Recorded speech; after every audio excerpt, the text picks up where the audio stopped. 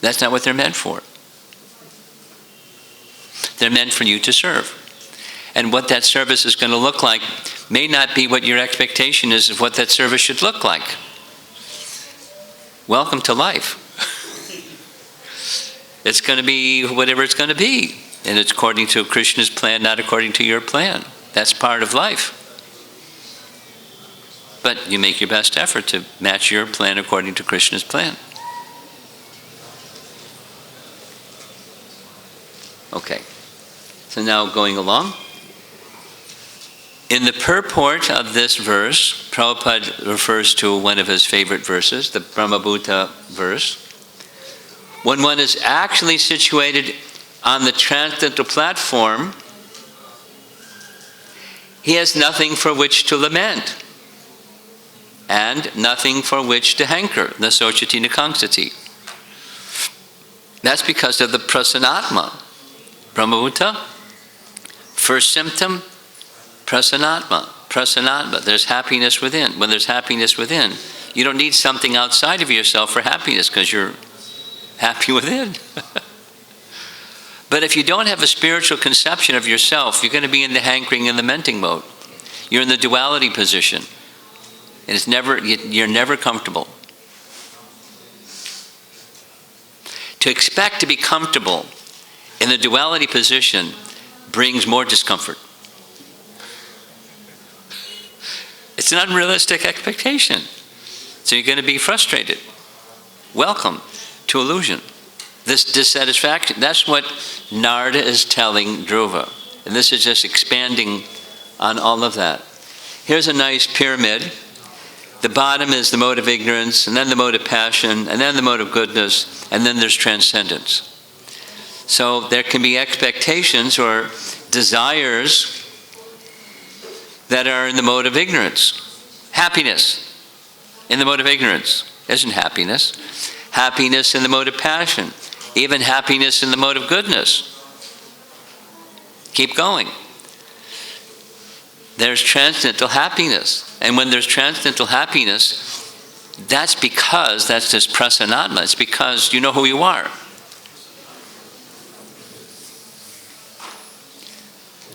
I'm going to tell you a little story. I like telling stories. It helps make the picture clear. Sometimes I visit China. Now, I'm not going to China anytime soon. But when, in the past, anyways, at some point in the future when it gets safe, I'll resume going. But, so one time in the past, I was invited to a city that I never heard of before. It turns out it's a really big city. United Airlines flies from America, non-stop flights into 3 cities. Shanghai, Beijing, you know what the third one is? Chengdu.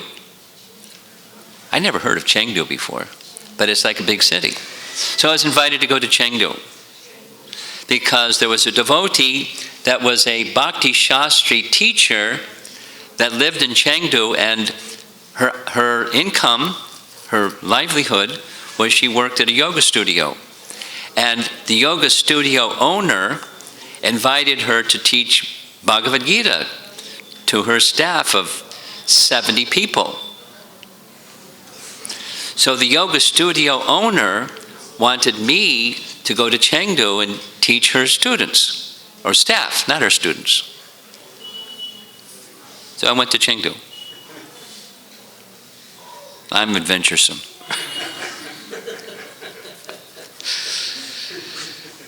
So, long story, but the classes, there was a long list of topics.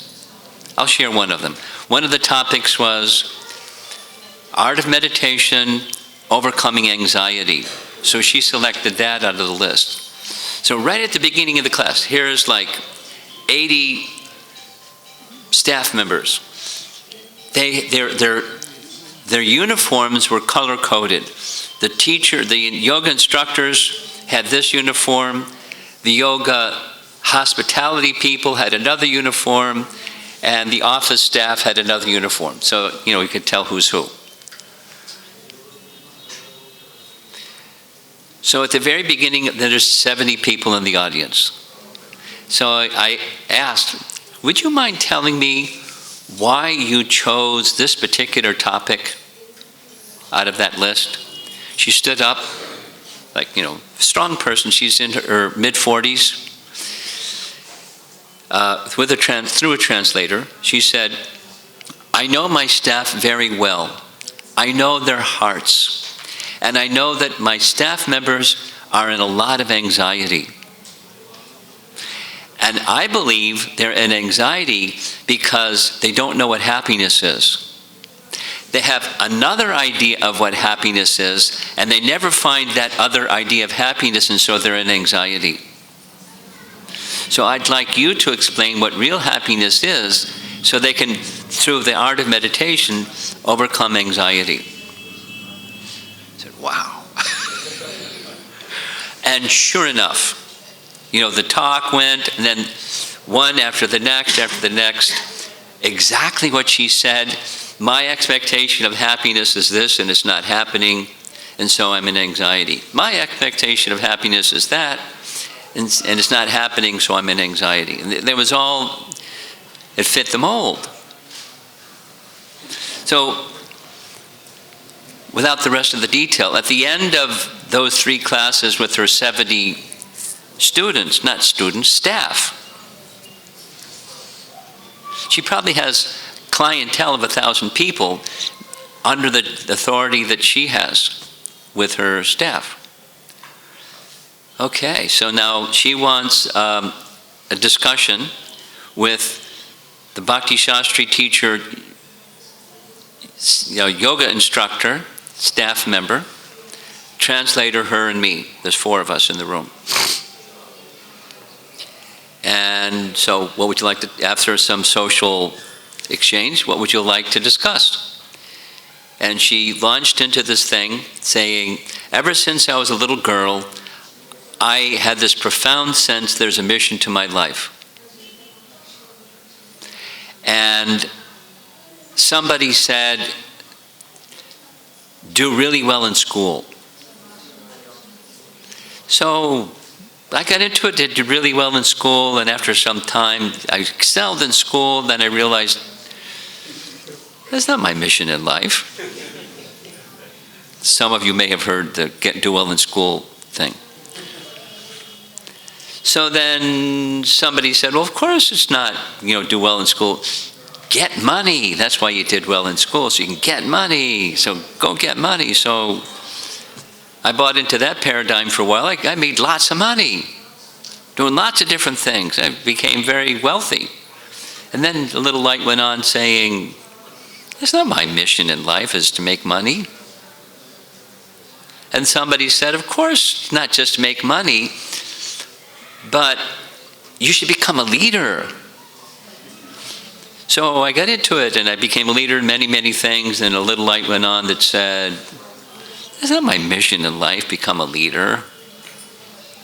And then somebody said, well, of course, not just be a leader, be charitable. So now I do lots of charitable things, but there's something missing. And that's what I wanted to talk about.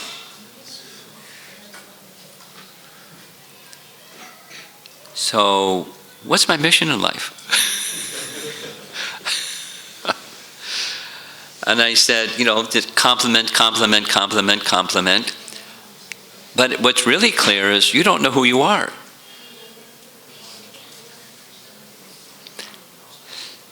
Connect your mission in life with who you are. So, this staff member of yours over here, she can teach you Bhagavad Gita.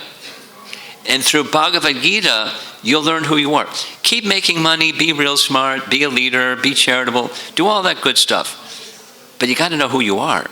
And then there's more after that. But it starts with knowing who you are. She said, you're right. I'm going to study Bhagavad Gita carefully with her because she's a really good teacher. So that's this top of the pyramid.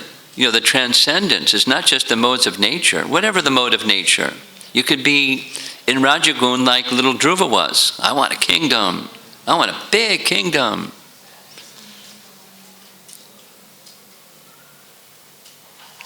But to go Narada is going to give instruction to Dhruva, which bounces because he's got this mode of passion thing too much, of how to go beyond the hankering and lamenting and how to go to the Brahmabhuta stage.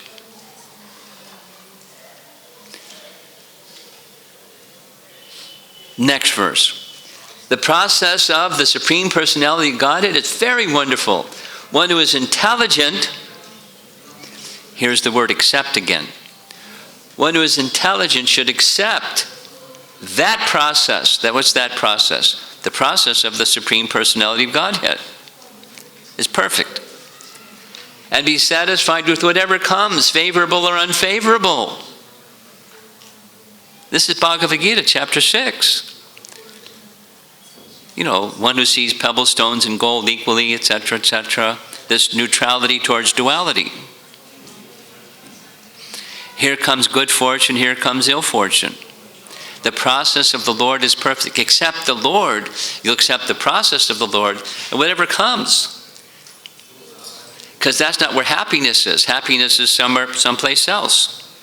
It's not out there. It's in here. If you're not happy in here, no matter what is going on out there, you're not happy.